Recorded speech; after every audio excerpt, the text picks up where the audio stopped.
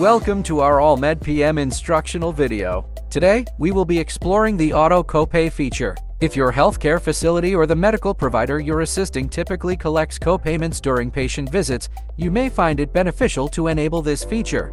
This functionality simplifies the claims filing process.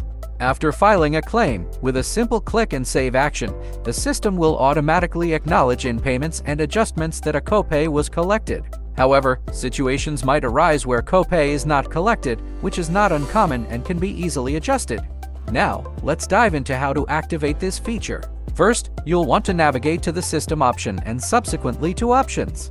From there, click on the Data tab and ensure that Claims and Auto Copay are enabled. Finally, click Save. Now, I'll illustrate how this feature works, and you'll find it to be quite intuitive and user-friendly.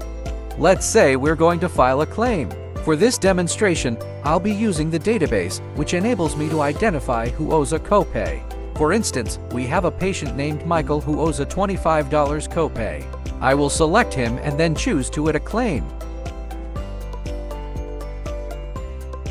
You'll notice a prompt at the bottom of the screen stating that a copay of $25 has been received.